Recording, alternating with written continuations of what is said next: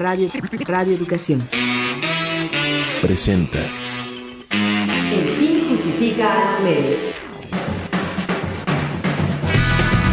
De las rotativas a la fibra óptica. Radio, prensa, televisión, internet. El fin justifica a los medios. Expresiones mediáticas contemporáneas.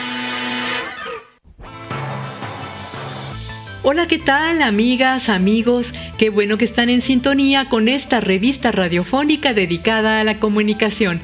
Les saluda Graciela Ramírez en compañía de José Ángel Domínguez y a nombre de todo el equipo le damos la bienvenida a este programa. ¿Cómo estás, José Ángel? Muy contento de saludarte y a todos los amigos y amigas que están interesados en los temas que tratamos aquí en El Fin Justifica los Medios.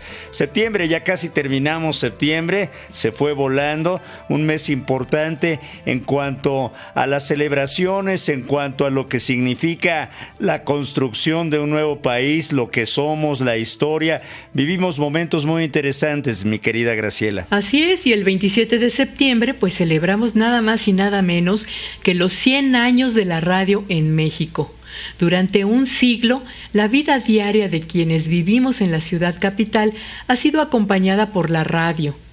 Todos los días, las familias de esta gran urbe inician y han iniciado su rutina acompañados de música o de noticias de la radio. Su sonido nos acompaña mientras nos bañamos, nos vestimos y arreglamos, en el desayuno y al salir apresuradamente a llevar a los niños a la escuela y de ahí al trabajo. En fin, cada quien sus actividades, pero a todas horas del día y en todo lugar, la radio puede acompañarnos en muchas de nuestras tareas cotidianas. Sin duda alguna. Y desde los años 20 y a lo largo de 100 años, la radio pues ha acompañado a estas generaciones de mexicanos y mexicanas con sus contenidos, los cuales nos van dando referencias, por supuesto, del momento histórico que vivimos.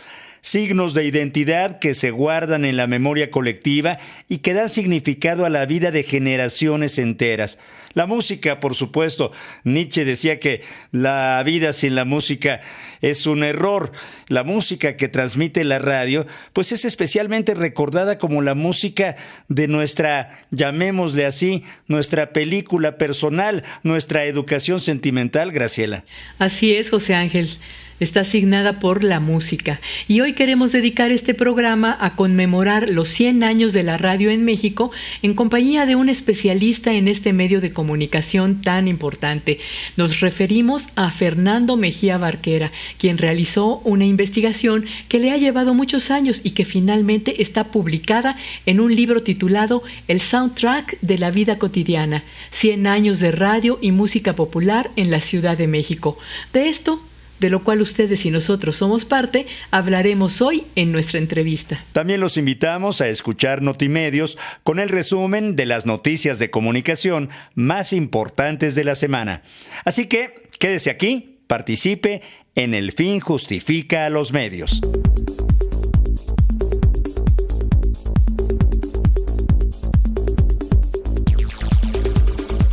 Es un placer saludar a todas las personas que nos escuchan al aire por alguna de nuestras frecuencias y desde luego a quienes lo hacen vía internet. Un abrazo fraterno a todas nuestras emisoras hermanas. Les recuerdo que podemos escuchar el podcast en las redes sociales de El Fin Justifica los Medios y en la página de Radio Educación www.e-medioradio.edu.mx. Vamos ahora a escuchar Notimedios con la selección de las noticias de comunicación más importantes de la semana realizada por nuestra compañera Ángeles Medina. Notimedios.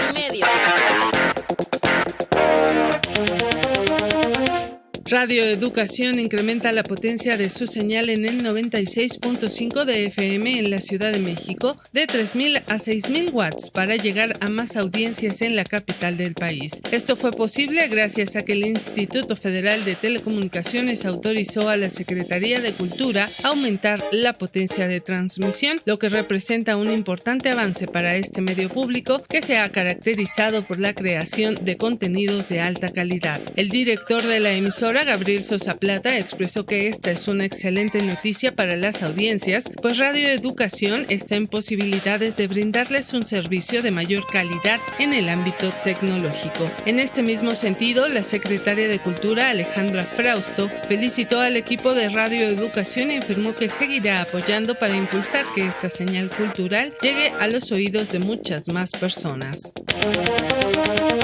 En Cuernavaca, Morelos, fue asesinado el periodista Manuel González Reyes, reportero de Nota Roja y director de la agencia PM. Manuel González se encontraba comiendo en un puesto instalado frente a una terminal de microbuses cuando dos sujetos a bordo de una motocicleta le dispararon en varias ocasiones. Las autoridades estatales ya iniciaron la carpeta de investigación.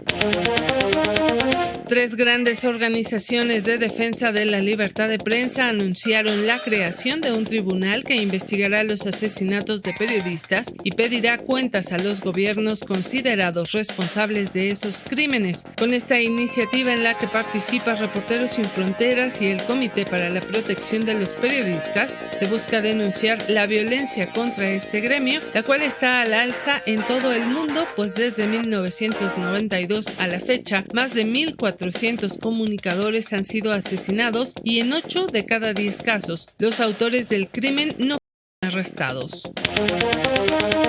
La Comisión Nacional de Derechos Humanos pidió al gobierno de Baja California garantizar una auténtica libertad de expresión y un pleno respeto al ejercicio de la labor periodística en la entidad.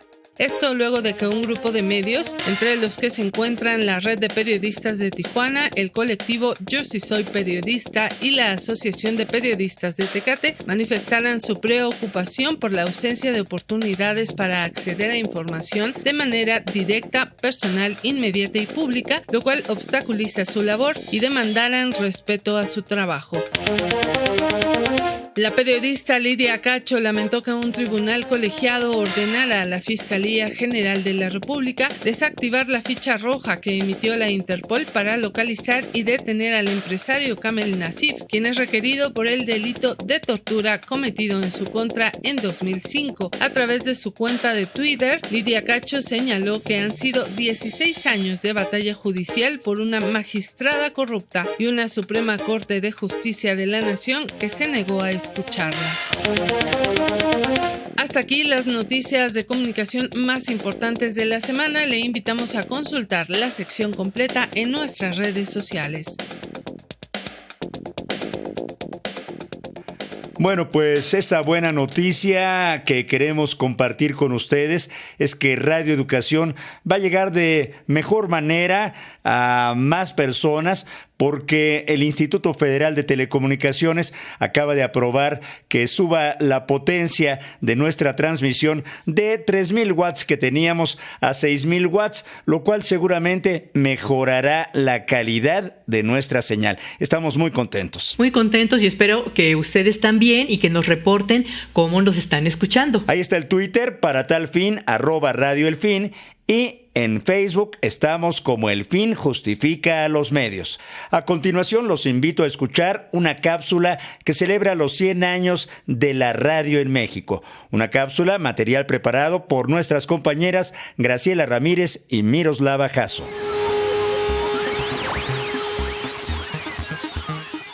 En 1921 se iniciaron las primeras transmisiones de la radio en México, por lo que este 2021 estamos celebrando los 100 años de este invento que cambió nuestras vidas al darnos un sentido de colectividad, de pertenencia y al abrirnos una ventana de información y cultura que amplió nuestros horizontes. El primer antecedente se dio en agosto de 1921, cuando el presidente Álvaro Obregón dirigió un mensaje en una estación de prueba que se montó en Córdoba, Veracruz, durante los festejos del centenario de la consumación de la independencia. Y con esta transmisión oficial se daba arranque al desarrollo de la radio en nuestro país. Pero la primera emisión dirigida al público por particulares fue la que tuvo lugar en la Ciudad de México el 27 de septiembre de 1921, cuando los hermanos Pedro y Adolfo Gómez Fernández iniciaron transmisiones en la planta baja del Teatro Ideal de la capital mexicana. Este fue el inicio de un programa que se transmitiría los sábados y domingos de 8 a 9 de la noche y que duró solo 4 meses. El segundo antecedente sucedió el 27 de octubre del mismo año en la ciudad de Monterrey, cuando Constantino de Tárnava lanzó al aire su emisora TND, Tárnava Notre Dame, que estuvo al aire algunos meses. Se sabe que las primeras transmisiones fueron musicales, con la presencia de declamadores y locutores, y que poco a poco empezaron a transmitirse con una periodicidad constante, que fue formando al público de la radio.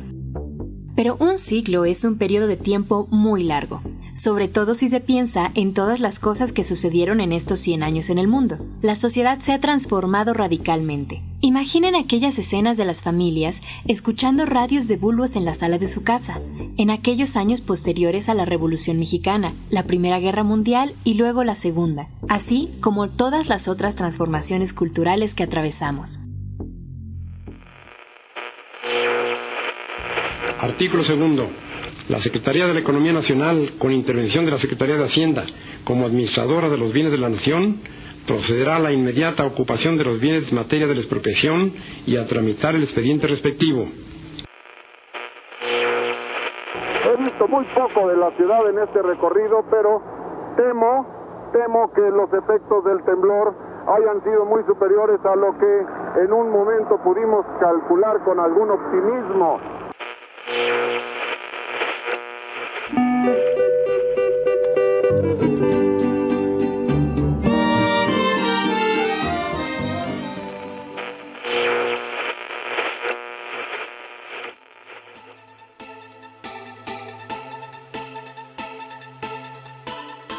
El mundo se abría para millones de personas, que ahora podían disfrutar de la música, las noticias, de esa sensación de estar conectados masivamente y recibiendo información. La radio se volvió el medio de comunicación masiva por excelencia durante varias décadas, y pese a la llegada de la televisión y posteriormente de la Internet, se mantiene como un medio importante hasta la fecha. Su transformación y adaptación de las nuevas tecnologías ha sido fantástica. Desde las primeras consolas de bulbos se pasó a aparatos cada vez más pequeños, hasta llegar a la radio de transitores que la hizo portátil, la FM que mejoró la calidad de las transmisiones y a la radio por internet que hoy podemos escuchar a través de la computadora y desde nuestro celular. Su cualidad como medio de gran inmediatez que responde en condiciones de emergencia como fueron los terremotos de 1985, la pusieron nuevamente en las preferencias de la audiencia y resurgió con nuevos contenidos. Hoy, la radio también se ve. Gana terreno al converger con las tecnologías digitales y ofrece imagen, además de permanencia, a través de los podcasts, dejando atrás la fugacidad y la unisensorialidad que la caracterizaban. Pese a los novedosos avances tecnológicos en materia de comunicación, la radio no envejece, solo se transforma. Al lado de la televisión y la internet, la radio ha acompañado en estos tiempos de pandemia a quienes desde sus hogares encuentran una ventana hacia el mundo.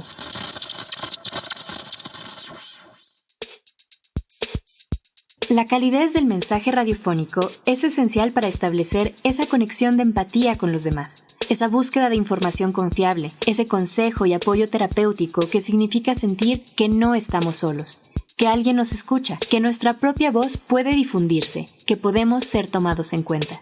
En el mar de opciones que nos da la radio, las más cercanas a la gente son las llamadas radios de uso social, es decir, las radios públicas, comunitarias e indígenas. Estas emisoras están para servir a la ciudadanía, para procurar el bien común fuera de intereses económicos o políticos, aunque desafortunadamente tiene bajos recursos, lo cual limita su capacidad de servir mejor a las audiencias. Sin embargo, hoy en día son la opción más confiable que tenemos, y como audiencias debemos de cuidar que cumplan con su cometido, ya que la ley exige que tengan mecanismos de participación ciudadana, defensores de la audiencia, independencia editorial, es decir, que no sean usadas por los gobiernos para promoción política.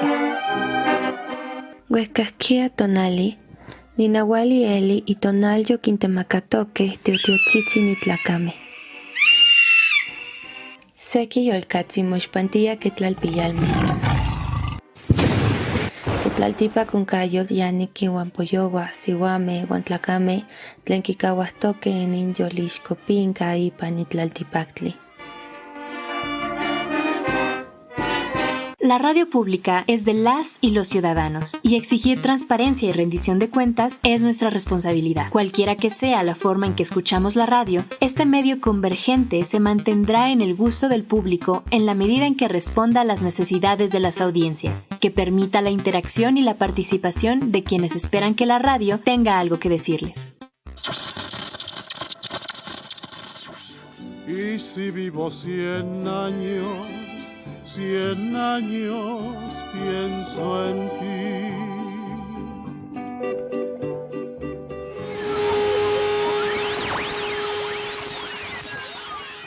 Continuamos con nuestro programa. La entrevista. El soundtrack de la vida cotidiana. 100 años de radio y música popular en la Ciudad de México.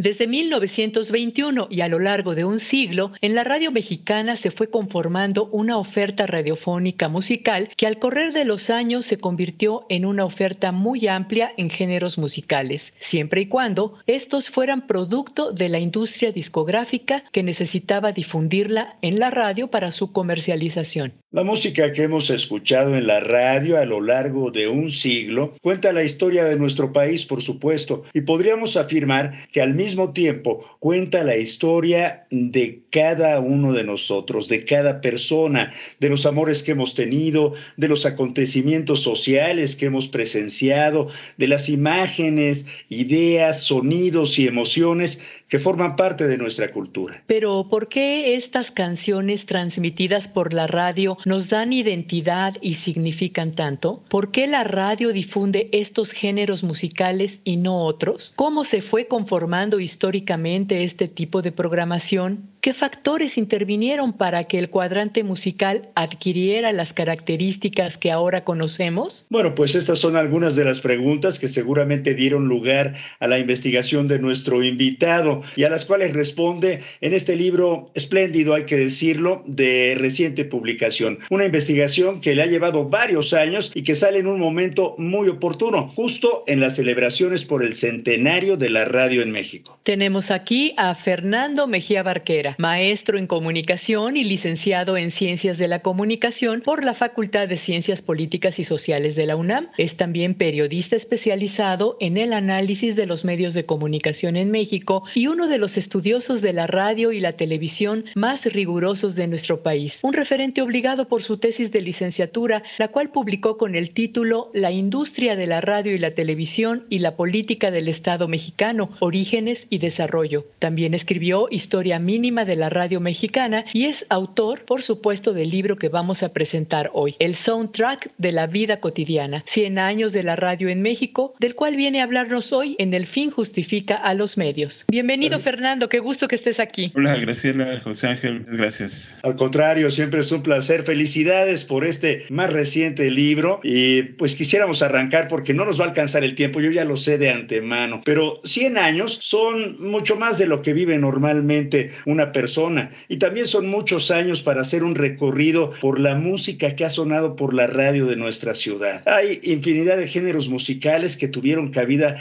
en la radio en las distintas épocas por las que, bueno, hemos tenido el gusto, el privilegio y muchas veces este privilegio de trabajar en ella. ¿Cuáles dirías que han sido los géneros más importantes? Hay muchos géneros, muchísimos, ¿no? Yo respondería diciendo que todos estos géneros que se han dado en la radio de la Ciudad de México en estos 100 años de existencia del medio radiofónico provienen básicamente de tres influencias: la música mexicana, la cubana y la estadounidense. En la década de los años 20, cuando surge la radio, por ejemplo, se tocaban muchos valses, canciones napolitanas, música de cámara. Llegó a presentarse en la radio, por ejemplo, Andrés Segovia, el célebre guitarrista español, y en el caso de músicos mexicanos, Ricardo Castro y también Manuel M. Ponce. Se tocaba mucho música de ellos. También ya existían algunas expresiones de jazz, sobre todo en la vertiente que conocemos como Dixieland, y aparece también el foxtrot. Luego, en los 30, boleros, la música cubana, habaneras, más danzón. En los 20 y se consolida en los 30 la presencia, por ejemplo, la trova yucateca. Ya al final de la década de los 30 y durante los años 40, el swing, las grandes bandas. Final de esa década, mambo, pero también desde los años 20 la música ranchera. A veces se dice que es la música folclórica, pero en realidad la música ranchera que conocemos es como una recreación de temas campiranos, pero con algunos elementos, por ejemplo, de sones jaliscienses, pero realmente hecha en las ciudades y con el propósito de grabarla y de colocarla en la radio. En los 50 hay una variación, por ejemplo, de la música ranchera, se fusiona con el bolero. Parece este híbrido que conocemos como bolero ranchero, cuyos principales exponentes fueron sin duda Pedro Infante, y ya en la década de los 60 es Javier Solís. También en los 50 está el cha-cha-cha, y empiezan a llegar otros géneros latinoamericanos, por ejemplo, el porro y el merecumbé, que son colombianos. Incluso Benny Moré graba, por ejemplo, algún porro a principios de los años 50. Ya en los 60 ocurre un fenómeno internacional importante, que es la Revolución Cubana, y entonces el efecto de todo esto es que la música cubana que antes llegaba a México y sus intérpretes comienzan ya a no llegar, y se crea un vacío ahí muy importante que cubren otros géneros de los llamados de la música tropical, como por ejemplo la cumbia, causa furor en México en la década de los 60. Aparece también el ska con Toño Quirasco, pero los grandes protagonistas de la década sin duda son los grupos de rock en español. Luego en los 70 hay un híbrido, después del Festival de Avándaro, los grupos de rock del 69 al 71, muchos provenientes de Tijuana, pero que estaban teniendo gran éxito en la radio como Radio Juventud, la hoy 660. Después del Festival de Avándaro hay un corte ahí, varios de estos grupos ya no pueden seguir tocando, cogen en los llamados hoyos funkis, y algunos grupos de rock de plano arrían la bandera rock y empiezan a tocar una mezcla de bolero con el formato de grupo de rock, y ahí aparecen también estos grupos como los Solitarios, Ropa Loca, todos estos. Es un sonido muy, muy peculiar, ¿no? Y después en los 80 están, por ejemplo, el pop en español, estos grupos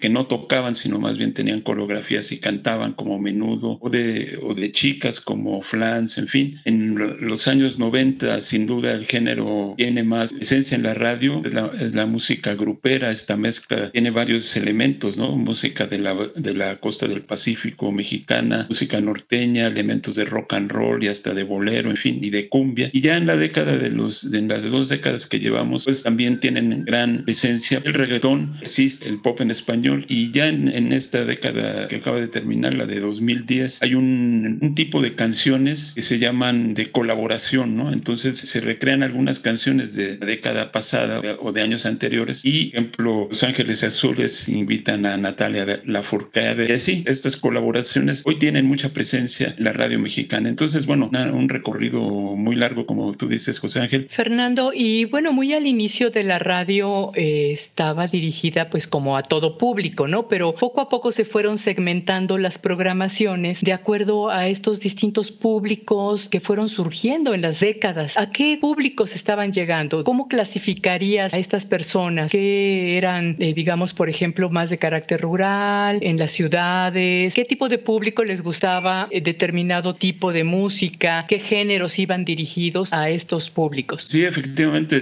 las estaciones al inicio no estaban especializadas en algún género musical o en algún tipo de público. Piensa como ahora es muy visible en la radio musical, eran efectivamente generalistas, ¿no? Y trataban de colocar en su programación el mayor número de géneros musicales, y eran programaciones muy variadas. Por ejemplo, si uno ve en la segunda década, 1930, la inauguración, el programa de inauguración del XW, va a ver que hay una gran cantidad de géneros. Hay boleros, hay trova yucateca, hay danzón, hay solistas mujeres, solistas hombres, generalmente boleristas, y así es la radio hasta la década de 1950, cuando ya empiezan a aparecer las estaciones especializadas. Hubo un fenómeno y un radiodifusor muy importante que fue Guillermo Salas, dueño de Radio 1000. Él adquiere la estación Radio 1000 y adquiere también que hoy conocemos como Radio 590 y la 1380 de AM, y él dice: yo no puedo competir con la XCW, un radio en vivo musical, cuesta mucho dinero, entonces lo que yo voy a hacer es ofrecerle a usted, se dirige al radio escucha, lo mismo, nada más que no en vivo sino grabado.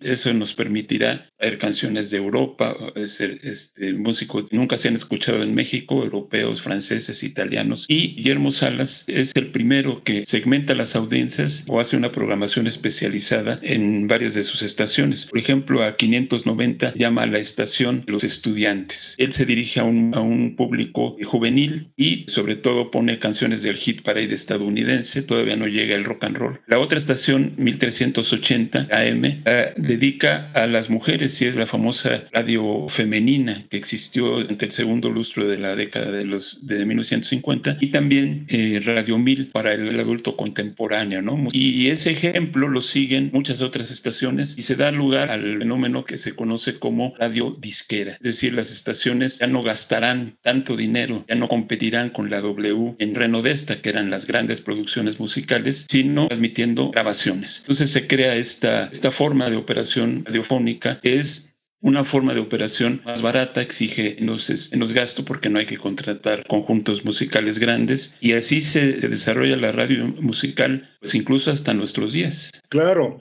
Oye, Fernando, bueno, pues es parte de la primera parte de tu libro Radio y Géneros Musicales, y hay muchísima información, muchísimos grupos, desde aquellos lejanos años 20 y Lara, la década de Lara, hablaste de Pedro Infante, pero te saltaste de repente a José José o a Luis Miguel o a Gloria Trevi o a tantos intérpretes que han pasado por la radio mexicana, pero entramos a la segunda, que es, y tú utilizaste esta palabra, el hit parade mexicano, el desfile de éxitos en nuestro país, porque si bien muchas canciones podrían entrar en nuestra lista de memoria personal, sentimental, de herencia cultural, muchas que entraron no se deben tal vez a su calidad, sino que tal vez a que fueron las más tocadas en la radio por algunas razones. ¿Qué dirías en este sentido? Sí, claro. En el libro yo incluyo, el capítulo 2 se llama precisamente el Hit Parade mexicano. Sin embargo, debo decir que el término Hit Parade o la medición, cuáles son las canciones más populares, digámoslo así, inicia más o menos en 1943-44. Ocurren como parte de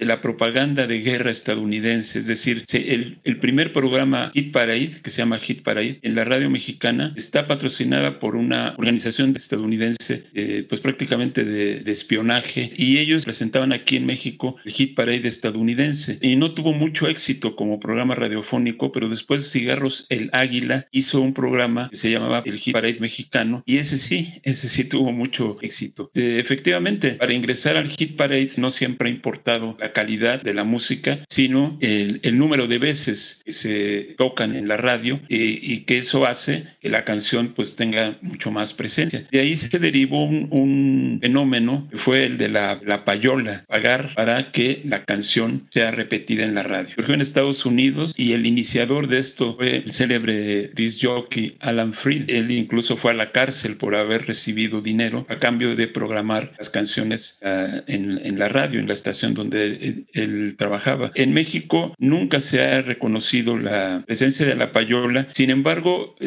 muchas de las canciones a lo largo de estos 100 años de la radio las seguimos oyendo y nos las aprendimos. Muchas veces sí tienen méritos musicales importantes, ¿no? Sin duda. Y hay otras canciones, que yo le llamo nuestra lista inconfesable, ¿no? Yo creo que todos tenemos alguna lista de canciones que no nos atrevemos a decir que las oímos. Y por ejemplo, en mi época de joven, que era yo absolutamente rock and rollero, bluesero, muchas canciones que yo en esa época no confesaba que escuchaba. Por ejemplo, Cajita Musical del conjunto África, algunas de la Sonora Santanera, el primer hit de Rigo Tobar, Cuando tu cariño, en fin, las oía yo un poco a escondidas porque no lo hacía en público, ¿no?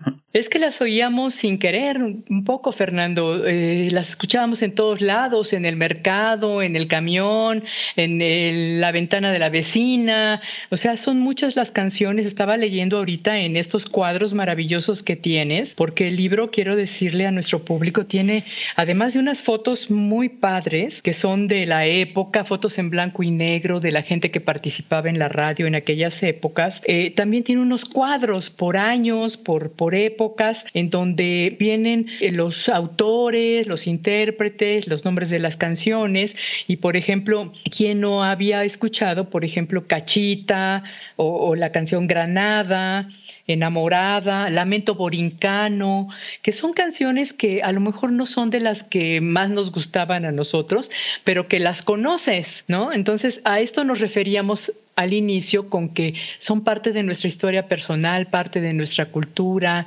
que cuando escuchamos una canción nos estamos recordando de una época de nuestra vida, una época también de la historia de nuestro país, y esto es lo importante, porque este libro aporta toda esta información con la cual nos vamos a sentir muy identificados. Pues estamos platicando con Fernando Mejía Barquera. Le invitamos a participar a través de nuestras redes sociales. Entra en comunicación mandando un correo a elfinjustifica@yahoo.com.mx. Y por supuesto a través de Facebook nos encuentras como El Fin Justifica a los Medios y en Twitter como @Radio El Fin. Haz tuyo este espacio dedicado a la comunicación. 100 años de radio y música popular en la Ciudad de México del investigador Fernando Mejía Barquera. Qué bueno que se pone en contacto con nosotros. El fin justifica los medios. Todos tenemos alguna canción inconfesable, como decía Fernando. Graciela ya no se pronunció ahí. Bueno, pero yo creo que la música y la radio se han constituido en un binomio extraordinario, mi querida Graciela. Así es, y bueno, son muchos años, como decíamos, 100 años, pues es demasiado, ¿no? Es la vida de nuestras abuelitas, de nuestra mamá, la nuestra, y pues aquí seguimos. Yo creo que la radio ha cambiado mucho, sobre todo a partir de que entra la televisión y ahora internet, ¿no? Donde podemos escucharla pues de tantas maneras, en el celular, con calidades muy diferentes a las calidades que tenía cuando inició, Fernando. Estamos hablando de un abismo de tecnología. O sea, hubo muchos, digamos, avances tecnológicos en cuanto a la grabación, el sonido, que de alguna manera mejoraron mucho la calidad de la radio. Lo que llamas, Fernando, el cuadrante inestable y hasta la fecha de un equilibrio precario, ¿verdad? Sí, bueno, les voy a contar rápidamente una anécdota para ejemplificar esto de la grabación, ¿no? Y creo porque, por cierto, es una laguna en la investigación sobre radio en México. Alguna vez platiqué con nuestro queridísimo don Vicente Morales y yo le pregunté, don Vicente, ¿cómo se grababa cuando usted como adolescente empezó? Es decir, ¿cómo se transmitía? Por ejemplo, cuando había la orquesta de Juan García Esquivel. Y él me dijo, teníamos una consola de 4 canales. Un micrófono iba para trombones, trompetas, otro para saxofones. Ambos micrófonos captaban piano y batería. Si había cantante, se le dedicaba un micrófono. Si el cantante tenía coros, los coristas se colocaban detrás del cantante. Y había un micrófono generalmente omnidireccional para captar toda la escena de audio. Hace poco vi en YouTube la canción con la que empieza, la escena con la que empieza la película Las Viudas del Jazz. Tocan una canción que se llama People Like You and Me. Si nuestros radioescuchas tienen la curiosidad de ver en internet, van a ver cómo lo que me dijo don Vicente Morales es tal cual. Hoy se graba batería, una sola batería puede tener hasta 14 micrófonos. Cada instrumento tiene el suyo, las consolas son de muchísimos canales, ¿no? Entonces, sí, evidentemente, la radio de la época, la que conocemos como época dorada o época de oro de la radio, no era en estereofonía. La radio que escuchamos hoy pues es estereofónica. Entonces sí hay una gran diferencia entre el sonido. Sin embargo, están muy bien grabadas las canciones de antaño, ¿no?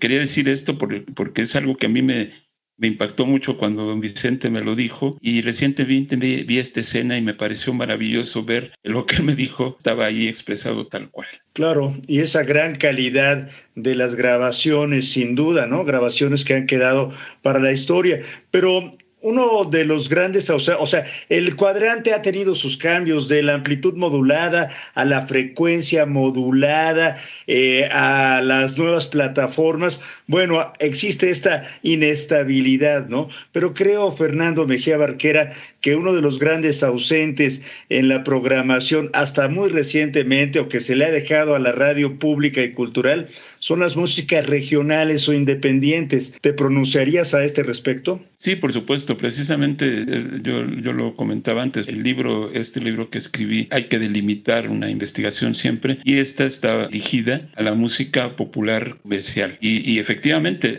uno de los grandes ausentes, yo diría la música folclórica, la música por regiones, de la cual prácticamente se desentendió la radio comercial y la radio pública. Bueno, ahora existe ese concepto. La radio cultural, sea universitaria o de instituciones del Estado, ha tenido que cubrir ese déficit. Lo sigue cubriendo, igual que en el caso de otros géneros, por ejemplo, pues el radiodrama, ¿no? Sea radiocuento, radionovela, en fin, es también la radio cultural la que sigue tratando de hacer estos géneros o producir estos géneros de los cuales se desentendió la radio social. Hubo un momento en que la radio se llenó de música en inglés. Esto tiene mucho que ver con los intereses comerciales de las radiodifusoras, pero fueron influyendo también en el público mexicano. Un público mexicano, una juventud que ya tenía como modelo no estas historias que contaban la música de principios de la radio, sino una música que aspiraba a otros ideales, a otras culturas. ¿Crees que esto haya sido una cuestión que marcó de alguna manera un cambio de rumbo en la cultura nacional?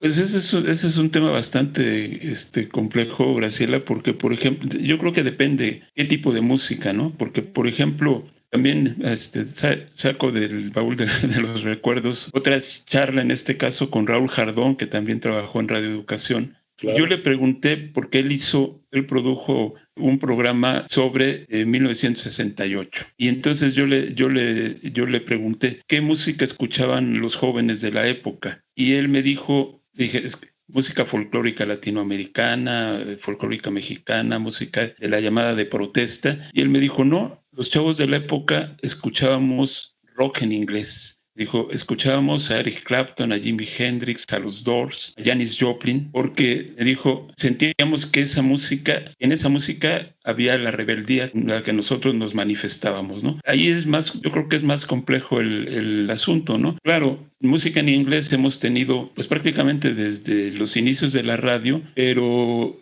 también hay diferentes calidades, como en la música en español, y diferentes mensajes, ¿no? Yo creo que la música popular comercial, como diría Néstor García Canclini, es un híbrido, donde pues no se puede esperar, digamos, pureza de ningún tipo. Por ejemplo, el rock and roll o el rock que hacían, por ejemplo, These Souls in My Mind, pues es diferente a lo que hacía Enrique Guzmán con los Teen Tops, ¿no? Ha habido gente como, por ejemplo, Bob Dylan, Country Joe McDonald, ¿no? Que hablaban de la guerra de Vietnam, en fin, y formaban parte de la industria cultural de los discos, ¿no? Entonces es un híbrido donde podemos encontrar medianía interpretativa, musical, pero también podemos encontrar músicos justamente dotados técnicamente y brillantes, y también podemos encontrar letras de muchos tipos, desde unas letras pues digamos de protesta hasta canciones pues que están a favor del statu quo, ¿no?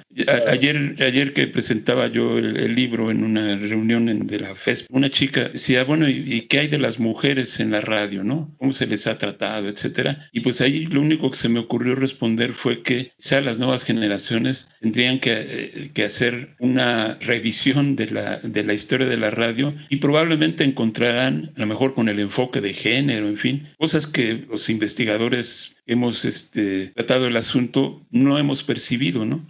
Aquí otra anécdota también muy rápida. Hace algunas semanas escuchaba yo la estación Horizonte 107.9 en el turno del locutor Luis Gerardo Zavala en la mañana, y pusieron una canción antigua, Varita de Nardo, que es una canción de Joaquín Pardavé. Y entonces es esa que dice, mi novia se llama Varita de Nardo, yo te voy a cortar aunque sufras un cruel dolor. Y entonces un radioescucha preguntó al locutor, a Luis Gerardo Zavala, ¿qué onda con don Joaquín Pardavé? ¿Qué es eso de yo te voy a cortar, aunque sufras un cruel dolor? Y Zavala dijo, caray, pues no sé qué responder. Hay que entonces revisar la historia de la música popular, ¿no? Hablarle al CONAPRED. Claro. Claro, hay muchas canciones mexicanas que ahora con la visión de género pues resultarían criticables, digamos, ¿no? O habría que repensar qué es lo que se estaba diciendo y pues contextualizarlas también, ¿no? Fernando, estamos en la última parte de esta entrevista. Dinos, ¿qué le recomendarías al público qué va a encontrar en tu libro y por qué a ti te gustó este tema? ¿Por qué consideras que es importante hacer este recuento de todo lo que ha sido la música en la radio en estos 100 años? Bueno, en primer lugar lo abordé desde el punto de vista de un radioescucha de muchísimos años, pero digamos ya en terreno de investigación académica. He visto, y así lo corroboran los estudios que hace periódicamente el Instituto Federal de Telecomunicaciones, el IFT, sobre consumo de medios audiovisuales. La música es el contenido radiofónico que las audiencias buscan más. Es decir, el 83%, bueno, ellos hacen un cuestionario con pueden dar varias respuestas, no necesariamente ajustan a 100, pero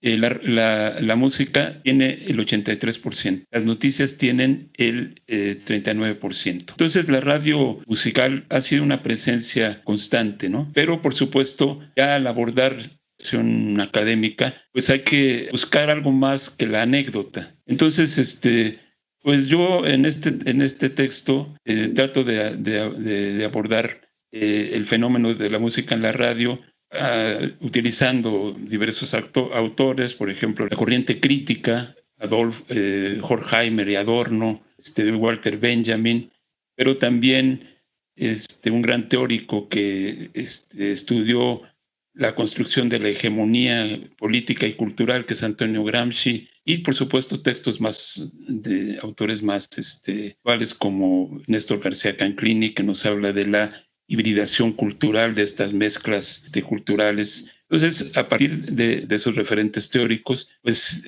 hice este recuento musical de 100 años, no aplicando las cosas ortodoxamente, porque si uno aplicara a Horkheimer y Adorno a rajatabla, pues encontraría que ninguna canción de música popular tiene mérito musical alguno, ¿no? O estético. En fin, entonces también hay lugar a la anécdota, por supuesto.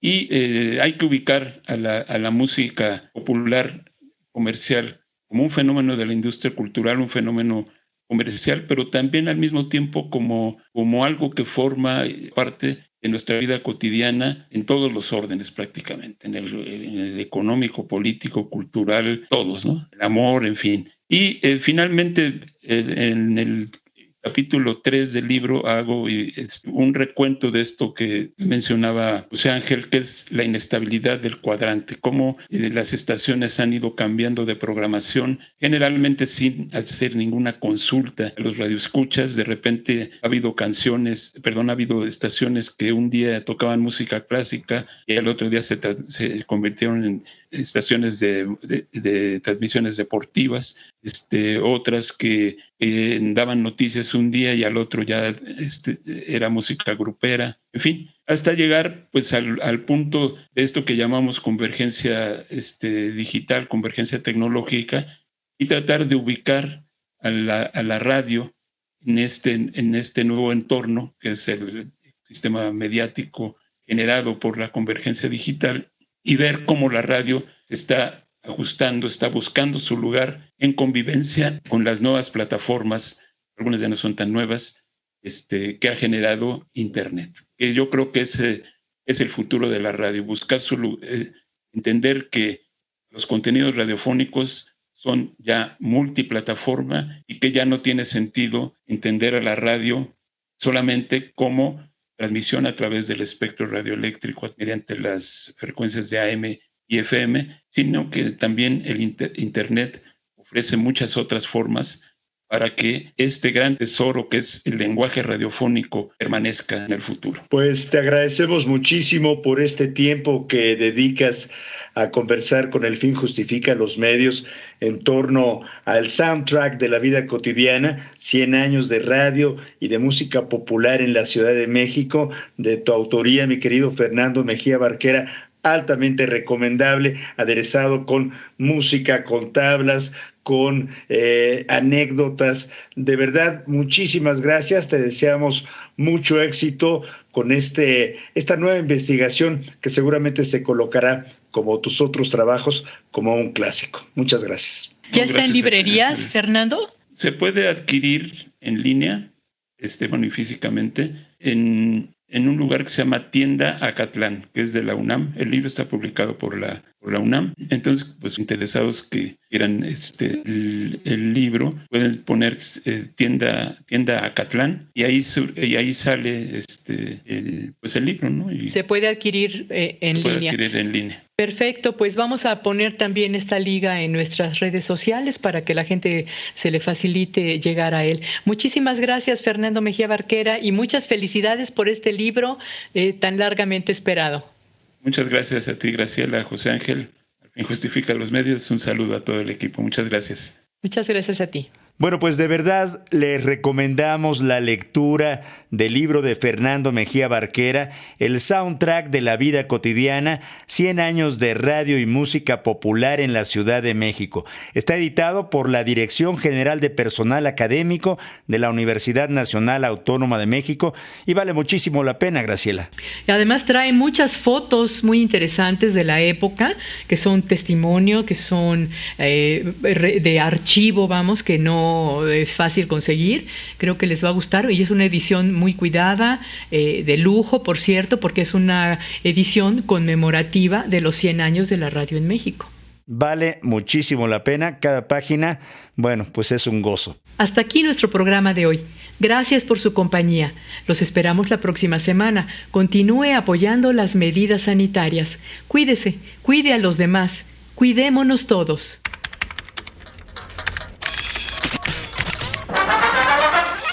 Radio Educación presentó El Fin Justifica a los Medios. Expresiones mediáticas contemporáneas. El Fin Justifica a los Medios. Trabajamos en esta oportunidad Luis Oropesa, Miroslava Jasso, Ángeles Medina, Alexia Cervantes y José Ángel Domínguez en una producción de Graciela Ramírez para Radio Educación.